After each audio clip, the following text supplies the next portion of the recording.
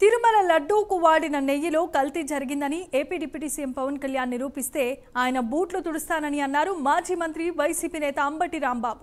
ఆంజనేయ స్వామి మీద ప్రమాణం చేసి జగన్ పాలనలో లడ్డూలలో కొవ్వు కలిసిందని పవన్ చెప్పాలని అంబటి రాంబాబు డిమాండ్ చేశారు. వాడని నెయ్యి ద్వారా ప్రసాదం కలుషితమవుతుందా అని అంబటి రాంబాబు ప్రశ్నించారు. సుప్రీంకోర్టు సిట్టింగ్ జడ్జి పర్యవేక్షణలో సిట్ వేసి విచారణ జరపాలని సుబ్రహ్మణ్య స్వామి కోరారని, అలాంటి విచారణకు చంద్రబాబు ఎందుకు అంగీకరించడం లేదని కూడా అంబటి రాంబాబు నిలదీశారు. దుర్మార్గమైన ఆరోపణలు చేసి లబ్ధి పొందాలని చంద్రబాబు చూస్తున్నారన్నారు.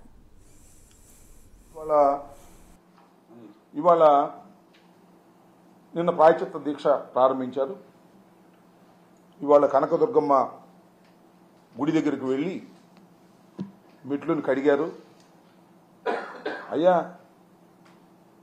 పవన్ కళ్యాణ్ గారు, మేము తప్పు చేస్తే మీరు మెట్లు కడగటం ఏంటండి? మేము తప్పు చేశామని నిరూపించండి, నీ బూట్లు తుడుస్తా నేను. మేము తప్పు చేశామని నిరూపించు. లడ్డూ ప్రసాదంలో జంతువులు కొవ్వు కలిసింది, ఆ నువ్వు నిరూపించు, నీ బూట్లు తుడిచే కార్యక్రమం చేస్తాం. ఆంజనేయ స్వామి భక్తులు మీరు అన్నారు.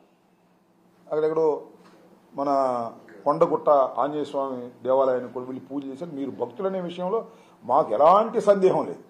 మీరు దైవభక్తులు, దానిలో మాకు ఎలాంటి సందేహం లేదు. సరే, మీరు ఆంజనేయ స్వామి భక్తులు అంటున్నారు. ఆంజనేయ స్వామి మీద ప్రమాణం చేసి జగన్మోహన్ రెడ్డి గారి హయాంలో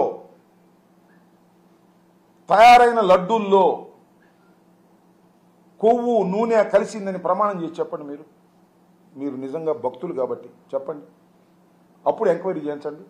అక్కడేమో శాంతి హోమం చేస్తారు ఆయన, ఇక్కడేమో ఈయనేమో ప్రాయచిత్త దీక్ష చేస్తారు. అమ్మో ఏదో జరిగిపోతుంది, పవన్ కళ్యాణ్ గారు ప్రాయచిత్త దీక్ష చేశాడు, మెట్లు కడిగాడు, ఏదో జరిగి ఉంటుంది అనేటువంటి డౌట్ క్రియేట్ చేయడానికి మీరు తాపత్రయపడుతున్నారు తప్ప మీరు సరైన ఎంక్వైరీ చేయడానికి మాత్రం భయపడుతున్నారు. సింపుల్. సరైన ఎంక్వైరీ చేయడానికి భయపడబట్టే కదా ఇవాళ మేము న్యాయస్థానాన్ని ఆశ్రయించవలసిన పరిస్థితి ఏర్పడింది. ఆయన నీతి నిజాయితీ, నిజంగానే దైవభక్తుడు, కొద్ది గొప్ప సమాజం ఉందని అనుకున్నాం. అయినా నేను చెప్తున్నా, చంద్రబాబు తోక పట్టుకుని సముద్రంలోకి పోతున్నావు నువ్వు. చంద్రబాబు మోసగాడు. మతాన్నైనా ఉపయోగిస్తాడు, దేనైనా ఉపయోగిస్తాడు. దేనికైనా సిద్ధపడేటటువంటి ఒక రాజకీయంగా రాక్షస మనస్తత్వం కలిగినటువంటి వ్యక్తి నారా చంద్రబాబు నాయుడు గారు. ఆయన తోక పట్టుకుని నువ్వు వెళ్తే కుక్క తోక పట్టుకుని గోదావరి ఇదినట్టే వాస్తవాలు గమనించమని మనం చేస్తున్నాం.